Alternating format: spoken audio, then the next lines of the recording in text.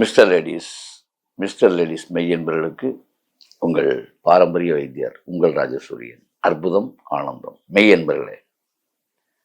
அதாவது பார்த்தீங்கன்னா ஒரு வயோதிக தோற்றம் எல்லாத்துக்கும் ரொம்ப பேருக்கு பார்த்தீங்கன்னா வயசுக்கு மீறின தோற்றம் இருக்கும். கண்ணில் கருவளையம் வந்துடும், கருப்பா அங்கங்கே திட்டுட்டா கருப்பா, ஒரு நிறமற்ற ஒரு தன்மை, ஒரு என்ன சொல்றது, ஒரு வறண்ட ஒரு தோல், வறட்சியான நிலை, கூனி குறுகி ஒரு செயலற்ற தன்மையில இருக்கிறவங்க, செழிப்பு, அதாவது இந்த உடலை பார்க்கும்போது செழிப்பான ஒரு தோற்றம் இருக்காது. அந்த கண்ணுக்கு கீழே பார்த்தீங்கன்னா பிளாக் வந்துடும், அங்கங்கே பிளாக் வந்துடும், தோல்லே கூட பிளாக் வரும் சில பேர்த்துக்கு.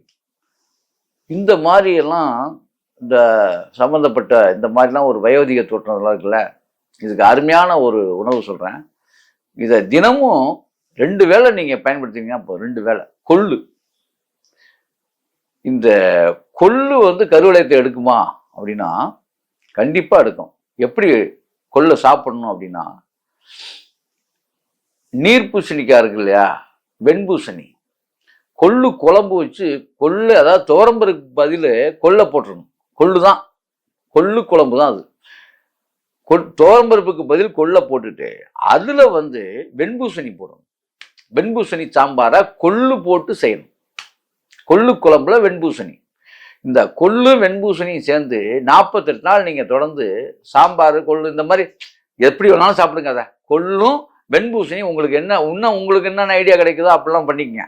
ஆனால் இந்த கொள்ளும் வெண்பூசணி சேர்ந்துருச்சுன்னு வச்சுங்களேன், முகம் பளபளக்கும். உண்மையை சொல்கிறேன்.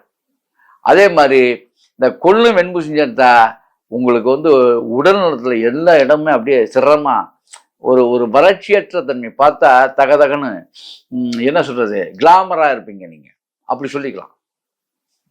அது மட்டும் இல்லை, உடம்பு எங்கே பார்த்தாலும் ஒரு ஷைனிங் இருக்கும்.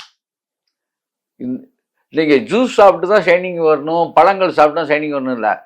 இந்த கொள்ளும் வெண்பூசணியும் சேர்ந்துட்டாலே ஒரு ஷைனிங் கிடைக்கும். தொடர்ந்து சாப்பிடணும். ஆனால் மதியானம் ஒரு கீரை கடைசல், ஏதாவது ஒரு கீரை கடைஞ்சி சாப்பிட்டுக்க வேண்டியது. இது அது மட்டும் இல்லை, இந்த தாடையெல்லாம் தொங்கும் கீழே, ரொம்ப பேர்த்துக்கு வயதான தோற்றம் வந்துடும், அதெல்லாம் இதில் மாறும். வேற ஒன்றுமே தேவையில்லை, கொள்ளும் வெண்பூசணியும். இது இரவுலையும் சாப்பிடலாம், பகல்லையும் சாப்பிடலாம். ஒரு அற்புதமான ஒரு மகா மருந்தா உங்களுக்குள்ள வேலை செய்யும். வயோதிக தோற்றத்தை எடுத்துரும். இதுக்கு ஒரு சின்ன உதாரணம் சொல்றேன். இந்த கொள்ளு வெண்பூசணிகளோட சேரும்போது உங்களுக்கு என்ன செய்யுது, தோல் சம்பந்தமான நோய்களை நீக்குன்னு சொல்லியிருந்தேன். இந்த கொள்ளு தான் குதிரை கொடுப்பான். ஏன்னா உலகத்திலேயே வந்து அதோடைய வேகத்தை வச்சு தான் இன்னைக்கு வண்டிகள்லாம் தயார் பண்ணி இத்தனை ஹார்ட்ஸ் வேகம், இத்தனை ஹார்ட்ஸ் அப்படின்லாம் சொல்றான்ல, அந்த மாதிரி குதிரையோட வேகம் இங்கே வந்திருக்கு. அதுக்கு ஏன் கொள்ளை கொடுக்குறான்னா, எலும்பு நரம்புகளை உறுதிப்படுத்தக்கூடிய தன்மை கொள்ளுக்கு அந்த சத்து. சரிங்களா? அதனால தான் சொல்ல வரேன், இந்த கொள்ளு வெண்பூசணியோட சேரும் பொழுது அதோடைய அதோடைய தன்மை மருத்துவத்தன்மை மாறி அது என்ன செய்யும் அப்படின்னா, இந்த எலும்பு நரம்புகளை இது பண்றதை விட தோல்ல இருக்கக்கூடிய அது 2 கலக்கும் போது நிறமிகளை அதாவது சிதைக்கின்ற பாக்டீரியாக்களை கொன்றும். அப்ப நிறம் வந்து சிறப்பா, நீங்க ஒருத்தங்க ரொம்ப கருப்பா சோர்ந்து போய் ஒரு மாதிரியா இருக்கான்னு வச்சுங்க, அதெல்லாம் மாற்றி விட்டுரும். மேக்கப்பே போட வேண்டியதில்லை. அப்படிப்பட்ட ஒரு அற்புதமான ஒரு நிலைமையை எது கொடுக்கும், கொள்ளும் வெண்பூசணியும் கொடுக்கும்.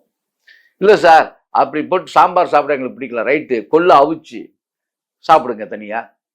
ஏதோ ஒரு விதத்தில் கொள்ளு உள்ள போகணும். வெண்பூசணிய ஒரு ரவுண்டு சாப்பிட்ருங்க. வெண்பூசணி கொள்ளும் ரெகுலராக உள்ளே போயிட்டே இருந்தாலே நீங்க சொல்ல வேண்டாம்.